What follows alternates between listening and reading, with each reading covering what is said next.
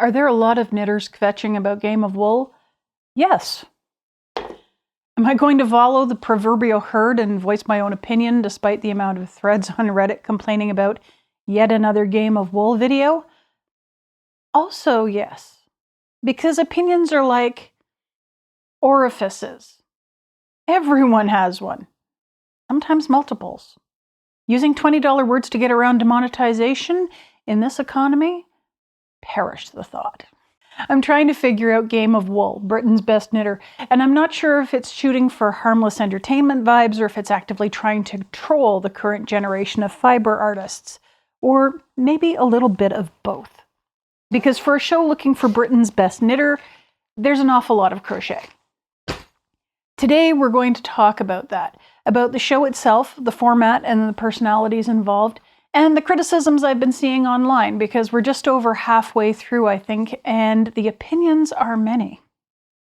Needless to say, there will be spoilers, so if you haven't watched the show and want to be surprised, obviously, now's your time to dip out. Apologies if I haven't seen every single critique video, because there's a lot of them, and I'm not helping matters by sharing my own. Am I enjoying the show? Yes. And I can't for the life of me figure out whether it's because it's about a hobby, well, more than a hobby now, that I enjoy, or whether it's because it's like rubbernecking when driving past a car crash. On the surface, Game of Wool appears to be a lighthearted reality game show in the same vein as Great British Bake Off and Great British Sewing Bee, neither of which I've watched because I don't happen to have cable TV, and streaming is trying to fill that void by charging exponentially more for increasingly smaller media pools as every network decides they need a streaming service. I think the closest that I get is Nailed It on Netflix, and Biggest Loser because it was just everywhere for a brief moment in time, back when I did happen to have cable. So you're kind of getting an outsider's perspective from me. I've been knitting for about 20 years and dabbling in the online community off and on, so that's where I come from. The only reason I've seen Game of Wool is because it's caused such a stir in the online knitting community, a term I use very loosely, that the show just pops up, unsolicited, in places that I didn't expect it. I couldn't avoid Game of Wool if I tried. I don't even particularly like reality TV, but I like knitting, and yarn, and crochet, so the show's got some appeal.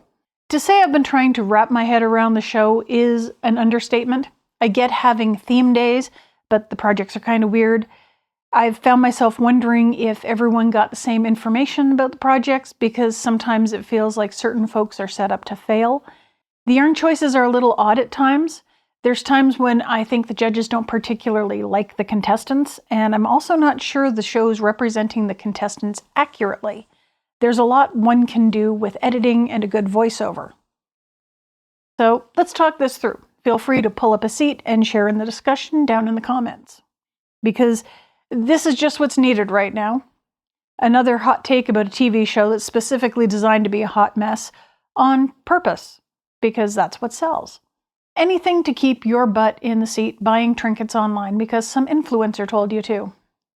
I guess that means it's time for me to tell you to like the video if I'm making you laugh, and possibly consider subscribing if you're now uncomfortably aware of our newfound parasocial relationship. I'm sure we're going to become great friends. I know that Public Enemy tells us to don't believe the hype, but if it's within 7 days of this video's release and you happen to see that elusive hype button down where all YouTube hides all its other interactive goodies, please feel free to smash it. I promise I won't tell.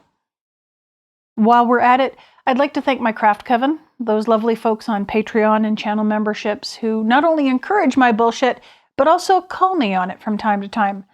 Thank you. I really appreciate you. If you want to become a member of the craft coven, there's a link to Patreon in the description, or hit the join button to become a channel member. If that's not your style, that's fine. I'm just glad you're here, and I hope you'll stay to the end of the video because there's a lot of stuff to talk through. And people like spicy takes. I don't know how spicy my take is, but it probably will be delivered with some level of sarcasm if it makes a difference. So this show isn't by the same company that makes the Great British Sewing Bee or the Great British Bake Off, which might explain why it wasn't the Great British Stitchin' Bitch, which might not get a general audience rating for the title, but it would be more accurate than Britain's Best Knitter. Of course, this means the production company doesn't have Bake Off or Sewing Bee money to play with, so they're more reliant on sponsors for funding.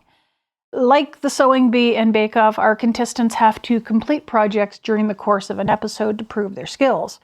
In this case, they do one solo project and one group project, each of which can take up to 12 hours, depending on the episode. So they're definitely not doing both these projects on the same day. The solo project is done with judges in the room to add commentary or ask questions, sometimes helpful, sometimes not, and sometimes with disastrous consequences. The group project, on the other hand, is done blind, which means the teams get to work together without the feedback or interference from the judges.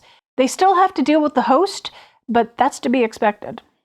Our host, Tom Daly, a world-class Olympian diver and media personality, is tasked with informing the viewer what's happening and keeping the flow of the show moving by joking with the judges and pestering the contestants.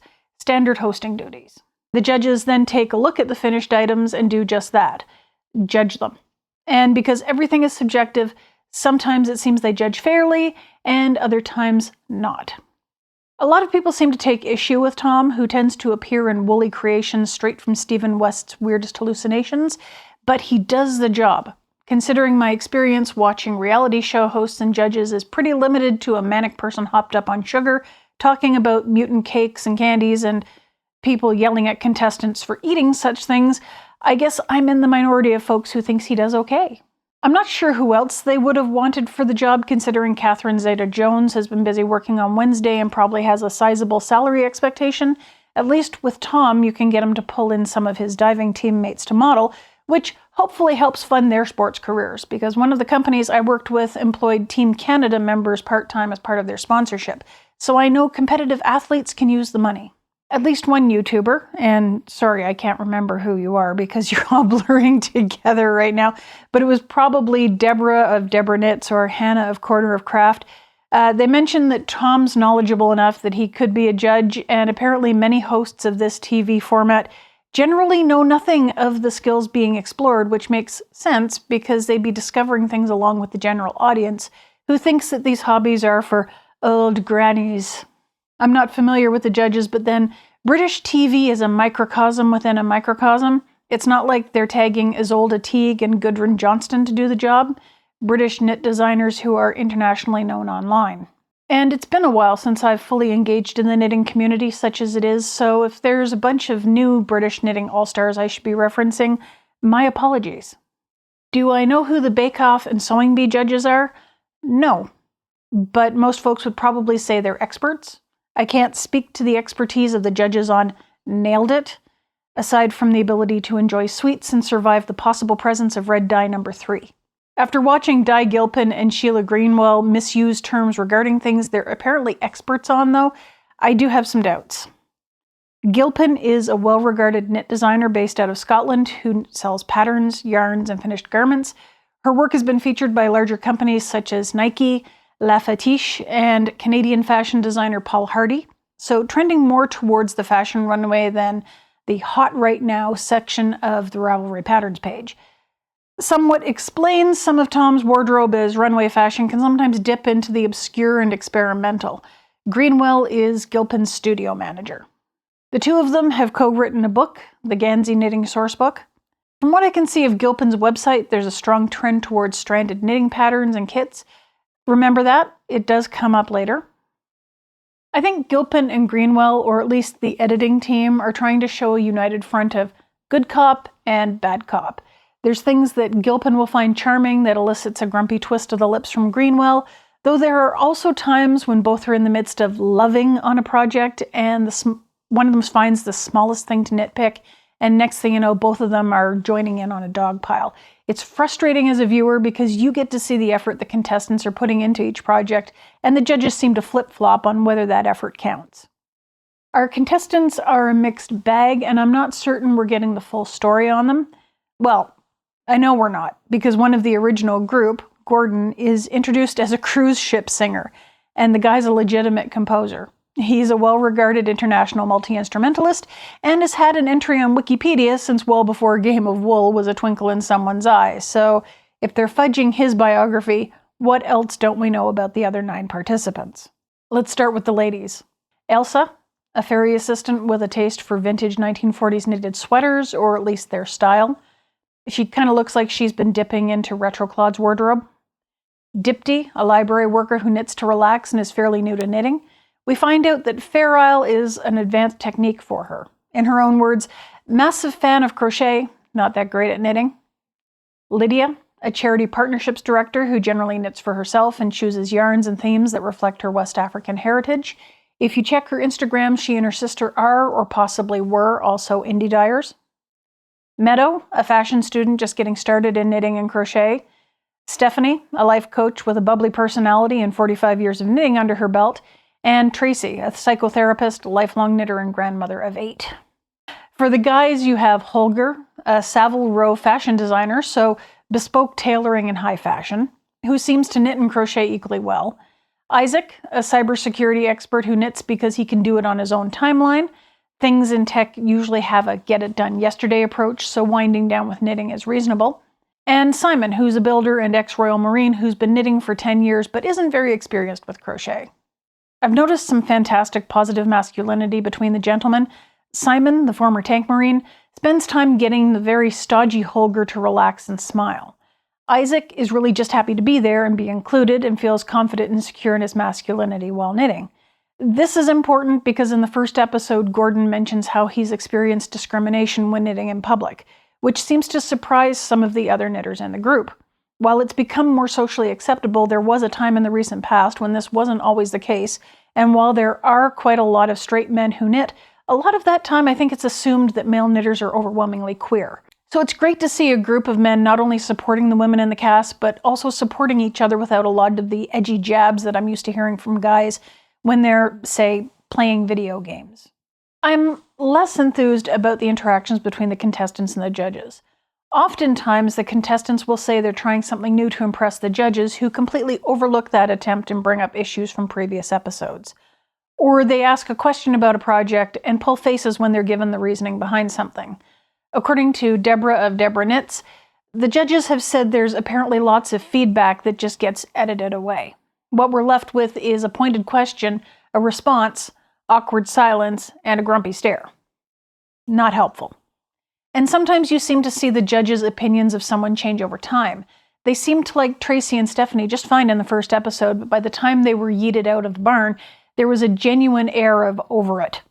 I don't know if that's editing or if that's my somewhat neurodivergent mind seeing things that aren't there, but I definitely get the impression the judges, over time, have developed their favorites, and those are the people who are going to succeed. Likely Elsa, Holger, and Lydia. From my point of view, they zoom in on one thing, and that's either the salvation or the curse of the contestant. For Elsa, it's perfection. I don't recall Elsa claiming she shoots for perfection, but by the second episode, that was the one word the judges were using to describe her work. For Simon, it's winging it. For Isaac, it seems to be his love of color work and representative motifs. Happy face, daisies, Antarctica figures, etc. For Tracy, I think it was sloppy and unrealistic. And yeah, she's a hobby knitter, and someone, maybe Hannah of Corner of Craft, made the observation that at this point, some of the knitters probably just want out of there, what with the stress of competing, being away from their families, etc. So the goalposts definitely seem to shift, depending on who the judges are, well, judging at any period of time. The only one they haven't really nailed down is Holger, probably because he works in the same field as them. High-stakes fashion. He just happens to also understand home knitting, probably better than the judges. One of my fellow YouTube critics mentioned that they seem a bit scared of him, and I wouldn't be surprised. I had to go back and rewatch some of the episodes currently floating around the internet for the projects. At my count, we currently have a Fair Isle tank or vest, 2 sweaters, a jumpsuit, child's costume, dog coat and hat, sofa cover, wall-hanging deck chair sling, and realistic knitted/amigurumi food, which is sort of wacky because amigurumi is supposed to be cute, if I recall correctly, and the contestants are distinctly warned against the common traits of amigurumi, such as cuteness and faces. I get wanting to use techniques used in amigurumi, but if you want amigurumi, you're kind of asking for the opposite of what you're looking for. Episode 6, the most recent episode at this point, had both good and bad with a knitted lace panel and statement jewelry. I've noticed a distinct lack of shawls, scarves, hats, mitts, fingerless and otherwise, gloves, socks, leg warmers, etc. It feels like the show trends towards torso coverings and novelties. Obviously, some of these design ideas lend themselves well to yarn kits, which you can purchase through the sponsors of the show. I've noticed the use of chunky and worsted yarns, which are popular right now, as well as sparkly eyelash yarn, a blast from the early 2000s past. There are certain keywords that the judges will use when they're describing the assigned projects. Textural, glam, realistic, interactive. So they'd be mostly looking for yarn that works with cable knits or bulky sweaters or decorative items. Not necessarily things knitters actually love to, knit. Honestly, I'm not sure even the sponsors are happy with these projects because while a knitted wall hanging drooping under the weight of all that yarn might seem like a fun project, I'd be more inclined to pay Rowan's inflated pricing to make a really cute tam or a pair of gloves, maybe a quick and easy shawl. Now, to be realistic, we're not likely to see them assigned a pair of fingering weight socks to complete in a 12-hour period, or a lace weight shawl, or a worsted weight cardigan. There's a time limit, but there are small hand knit projects one can conceivably fit into a 10 to 12-hour period that don't require chunky sweaters and deck furniture. In the very first episode, Holger points out that expressing himself using chunky yarn on large needles to make a Fair Isle vest is like telling a vegetarian to express themselves through the medium of beef. I paraphrase. But he's right. Why were they given a chunky vest in a yarn that works against the technique used and not something else that was achievable and sponsor-friendly as a first project? The first critique of Game of Wool I remember seeing was Ash LG's ongoing series of Instagram reels. I think they suggested that a series of swatches demonstrating various techniques might be a fantastic metric for the show to use, and I agree with that. Imagine if one week they concentrated on stranded color work, so one of the challenges was to knit a specific Fair Isle stranded or intarsia pattern. They could be judged on use of color, lack of puckering, float management, etc. Maybe one week it's brioche, another week it's lace, and then the big project of the week would use some of that technique to make that project. When I saw that the group project of week 6 was essentially to knit a large lace swatch for comparison, I was really pleased. I've knit lace scarves and shawls, some more complicated than others. Sometimes I had to rip back because I didn't follow the chart or written directions properly. Sometimes I've had to correct the written directions. Granted, that was a pattern from the 1800s, so errata was pretty sparse. But imagine if the knitters were told that if they made it to the finals, their swatches would figure in a final project and they'd have to turn those swatches into something wearable. It would be fun to see whether that changed the way that they knit the swatch or how the finalists had to deal with rolling edges, etc. I was also pleased to see blocking in episode 6 because that's another thing that's been missing. My personal outlook on blocking is that water is magic. It makes the limp spaghetti that is lace looks like something fantastic. It can also help straighten or plump stitches to fill space properly, or just make things look more polished.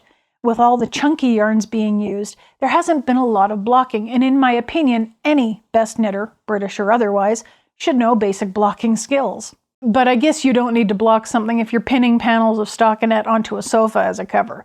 But I'd hate to be the person who wound up with a pin in their arse for my troubles. So my takeaway, runaway fashion and novelties might be interesting, but they're... Runaway fashion? Runway fashion and novelties might be interesting, but they're somewhat alienating to a home knitter, and I don't think it really represents the hobby. Not that they're sticking to it.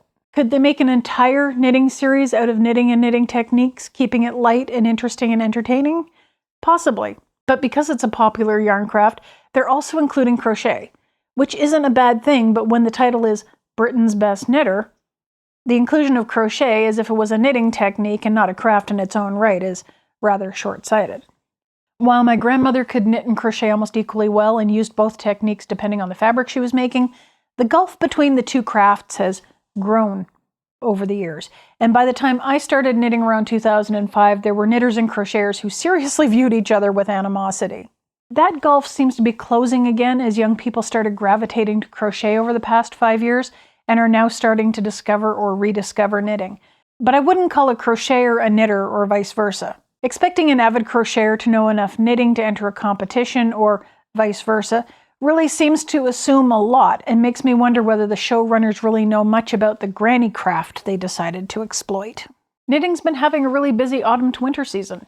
The first issue I can recall that really stoked the online outrage machine was a piece narrated by Hank Green for the SciShow about how knitting is benefiting science.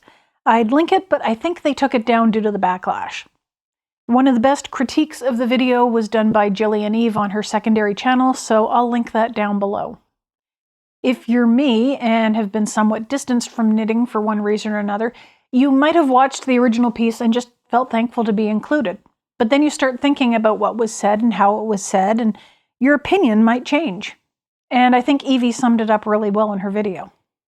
So without rehashing that whole kerfuffle, it goes without saying that the online knitting community, such as it is, was already willing to pick up the torches and pitchforks. Enter Game of Wool. The very first media I saw about Game of Wool was from Gordon, the first knitter cast off the show, basically reassuring folks that he was doing okay and there were no hard feelings and that he'd had a wonderful time on the show. Then he went into a detailed explanation of preparing and cutting wool knit in the round. From there, it was Ash LG's Reels on Instagram, which I wish they'd compile and stick on YouTube, because the reels are really well thought out for spur-of-the-moment takes while knitting a stubborn baby blanket. There's Hannah from Corner of Craft and Deborah from Deborah Knits. Deborah's videos are really well thought out, and she articulates a lot of the things I've been thinking as I've been watching the show. But all this is to say that there have been many voices talking about Game of Wool and lending opinions. The first real pushback against the show, aside from folks finding Gordon's casting off to be unfair, was from the Shetland Organization for Knitters, or SOK, who were dissatisfied with how Fair Isle knitting was depicted in the show and how well-proven techniques such as cutting wool were sensationalized. They also clarified that Piri is an adjective, not a noun, particularly a stand-in for motif. So Piri flowers wouldn't mean flower motif, but wee flowers. Thus, one wouldn't say, "What lovely Piris." This would indicate that you're saying, "What lovely tinies," which someone might legitimately say is a piece of facetious foolery, but is far from grammatically correct. Unless you're Edward Gorey, but exceptions can and will be made for everything. Instead, one might say, "What lovely Piri triangles you've knit as a motif." Yes, English is a pain in the arse. The SOK, Shetland Organization for Knitters, also took umbrage at the use of the term Fair Isle for stranded knitting, and this is something where I feel the judges should have known better. See, Di Gilpin and Sheila Greenwell's business includes selling stranded kits and patterns, as mentioned way back near the start of this whole video, so they should be quite well aware of the difference between stranded knitting, intarsia, and Fair Isle. Holger tends to wear a lot of Fair Isle. It's small, aka Piri, motifs that don't require a ton of float management, if memory serves. Intarsia is usually larger blocks of color to create either abstract or representative figures on a sweater, so if you had a sweater with a picture of a penguin on the front, that would be intarsia. Bog standard stranded seems to be the mishmash of the two. You have the larger motifs and longer floats to manage, sometimes interspersed with smaller motifs nicked from Fair Isle and Scandinavian colorwork. A lot of these sweaters are ideal as ski sweaters or just cool weather wear because of the thick lines of floats adding extra wool insulation behind the fabric of the sweater, particularly across the chest area. So Gilpin and Greenwell using Fair Isle interchangeably with stranded was not seen as a good look and could be seen by some as miseducating the viewing audience, because one of the sponsors of the show is the Screen Scotland Broadcast Fund. You'll notice there's a lot of mention of Scotland, Scottish traditions, etc., almost as if the only place where people knit in Britain is Scotland. We know that's not true, but there's some romanticization going on there. I've already mentioned how they've blended crochet in with knitting. That's fun. I've taken pot shots at crochet in the past because, as mentioned, I started knitting when there was that animosity between knitters and crocheters. These days, the joke is mostly on me since I taught myself crochet. Even so, I'm not an expert at it, and expecting a knitter to know how to just whip out a crocheted item on a whim is expecting a lot. Vice versa with someone more comfortable with crochet. Both dogs and cats are pets, but dogs certainly aren't cats, and cats would be insulted to be called a dog, if you see where I'm going there. Some folks are rather peeved that the contestants' designs are being used to make kits by the sponsors and not getting compensation. Apparently, the first bit of news about this was the sponsors had a deal with the broadcaster or company making the show, not the individual participants. Now we're getting news that the contestants are being credited and the rights to the designs will revert back to the designers at some point in time. Personally, I'm less bothered by this than one might think. I'm more concerned that the contestants have some sort of compensation for being on the show itself than what the show does with the designs. What is the reward for being Britain's best knitter, this season or otherwise? Is it money, a fully stocked stash, publishing deal, gift certificate for patterns on Ravelry? Is Hello Halo / Channel 4 their employer at the time this is being made? Are they getting any kind of pay outside accommodations while filming? Are they even being compensated for their accommodations while filming? I ask this because, little known loophole, jobs don't like you producing things in your own time that they can't take credit for. So if you're using your work computer to write the Great Canadian Novel, don't do it. Because you're using their tools, your employer could make a claim that that work is theirs, even though you wrote it after your working hours or on your lunch break. If you're going to write a book or do graphic design, etc., get your own computer for that stuff and don't work on it during office / working hours. If Hello Halo, the show's production company, is the employer of the contestants, they likely have the right to those designs. And it seems unfair in a world where we tell people to get that bag, but it's probably very legal. Speaking of those designs, like me, folks online seem mystified at the projects. Sweaters? Sure. Dog coat? I can see it. They seem popular enough. Lawn chair webbing? Sofa cover? Statement jewelry? Not things knitters engage with very often. And I also suspect they aren't things companies like Rowan and Wool in the Gang, sponsors of Game of Wool, would also find highly marketable. As I mentioned a little while ago, there are lots of things knitters can make in a 10 to 12-hour stretch that would not only engage the audience, but also convert to really cool knitting kits for sponsors. It makes me wonder why they're kind of shooting themselves in the foot. Shawls, gloves, mittens, scarves, hats, socks, doilies, anti-macassars, coasters, blankets, table runners, ponchos, baby layettes. There's a lot that can be explored. I can see the production company and channel wanting to show knitting as cool and not just for old grannies, but we've been doing that since the early 2000s. Even people's grandmas these days are on Ravelry. People's grandmas are alarmingly close to me in age, and I maintain I'm too young for that sort of thing. There's a non-zero chance they've made something viral from Knitty.com, like the Clapety, Citron, or Multnomah scarves, monkey socks, fetching hand warmers, or calorimetry headband. People have been pointing out the things the contestants have been wearing from their own wardrobes. Apparently Tracy, I think, is a Stephen West fan. I've already mentioned Elsa's retro jumpers and Holgar's love for Fair Isle. This isn't granny stuff. Sometimes knitting smaller, normal things is more subversive than going way out in left field. Often the subversive is right under our noses. You have to have something normal in order to subvert it. So a heavy wall hanging that will eventually droop and warp? No. Give me anarchy symbols knitted into a stranded beret or a pair of mitts. I also have a bone to pick with team knits as the final project of the episode, and I don't think I'm the only one. Team knits are done without the judges there, so they only get to see the finished product. They have no context for anything done wrong, and it feels like assumptions are made about contestants' skills based on what their group project looks like, without any idea of the work contributed.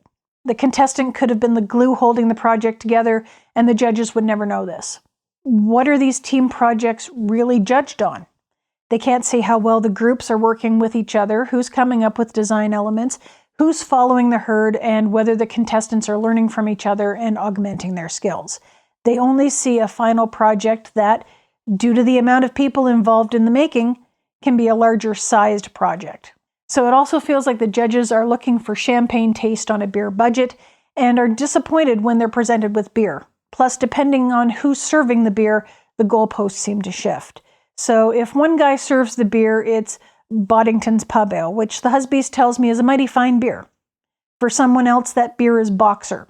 Great for beer canned chicken, but a pretty nasty canned beverage. In reality, they're both probably serving Stella or Guinness, but you'd never know it from the looks on the judges' faces. There could be some editing involved, but episode 5 was where I really started to give the side eye. Lydia and Simon made a perfectly lovely jumper. The judges think it's fantastic until they take a look at the ribbing at the hem and decide they don't like how that sticks out. This is something that could be fixed by blocking, most likely. Something that they aren't given time to do. Elsa and Holger, however, sew one panel of their jumper inside out. It's not seen as a mistake, even though it's admitted to be one. This, to me, is favoritism, not seeing it as a mistake, but hailing it as innovation. Do innovations come from mistakes? Definitely. But when the stipulation is no mistakes, don't move the goalposts. Now, this doesn't mean that I don't like Holger and Elsa. I like them just fine from what I've seen. All the knitters on the show are talented. Some I like more than others, some I don't mind seeing go, but in a couple of cases, I think the reasons for booting them from the barn were somewhat contrived. I have a feeling the final episodes will be a showdown between Lydia, Elsa, and Holger. Poor Isaac's days are numbered. So, where do we go from here? Obviously, I'll be watching to see how all this turns out. I'm actually invested in the show. I do hope that the showrunners take some of the feedback from online commenters. A lot of us aren't speaking up because we want attention. Well, most of us want attention, let's be fair. The algorithm is a harsh mistress, but we speak up because we love our craft, and we hear the backhanded compliments from folks who discover it and assume we don't see its real worth. That it's a bunch of white-haired old ladies making sweaters that went out of style 40 years ago. For the record, my hair's going silver. And, well, the 80s are back again, so thank you, Stranger Things. No, we do see its worth. We see that the mesh made from loops made of loops can solve complicated scientific problems. We know that veterans are taught to knit as relaxation skills, valuable in their fight against PTSD. We know that knitting can help neurodivergent people focus. Hi. There are just so many benefits. And you can also make really warm, really stylish pair of socks at the same time. So I'd like to see judges that are a little more dialed into home knitting rather than just runway fashion. There's a tendency to look at runway fashion as some sort of pinnacle, but how many runway looks actually make it to Ravelry? And yes, I'm using the Ravelry pattern section and its hot right now option to see what people are actually interested in right now. Despite Game of Wool's influence, it's not deck chair seats or sofa covers. People want alarmingly monochrome sweaters, hats and mitts, slightly less monochrome socks, and because it's close to Christmas, more Advent knit-alongs than you can shake a knitting needle at. There's also a lot of hoods this year, which is interesting. I suspect it's because of the petite knit Sophie hood, but as a person who likes hoods more than toques, not about to complain. And I know, a Canadian who doesn't stand toques. Who even am I? But no wall hangings, no statement jewelry, no full-on kids' costumes. There's only one crochet designer I've seen who really does that, and their creations aren't anything like those on Game of Wool. And I think that's Stephanie Pokorny of Crochetverse. I think she made Aliens, E.T., and Skeletor costumes for her kids. Very complex stuff that probably took weeks. But she's your go-to if you want to make a rainbow trout hat or a wearable chicken head. I'd like to see more challenges having to do with knitting techniques and how to use them effectively. I loved seeing the group in episode 6 struggle through the lace panel. As a knitter, it was relatable. I'd like the competitors to be given blocking time, separate from the time spent knitting, because water truly is magic and it makes a difference. I'd like the judges present during team knits so they can see what's going on. I'd like them to see how the contestants work or don't work in a group, who takes the lead, who quietly goes along with the group, who steps in when things inevitably go wrong. I'd also like less squidgy criteria for the projects. Stop moving the goalposts. If a fave makes an oopsie, it counts. It doesn't get swept under the rug because it's somehow plausible the mistake was done on purpose. I'd like to see the actual problems with projects. Gordon apparently fell behind in episode 1 because he had to rip out and reknit a section. That takes time. It should have been more of a focus than cutting his fabric. I'd also like the first episode to not have someone cast off. We're just getting to know these people. Let us get invested before you pitch them out the airlock. But that's me. What are your thoughts about Game of Wool? I've noticed every time a new episode makes its way through the cracks in YouTube, parts of Reddit's craft snark just sort of light up like nobody's business. And as I've said, everybody's got an opinion. Heck, even the husbeast had a few opinions within the few minutes he caught me watching episode 5. It's definitely a show to get folks talking. If you're interested in seeing me talk about the individual episodes or the ones coming up, let me know. Though I do have some other yarn stuff coming soon, so take care and I'll see you next time.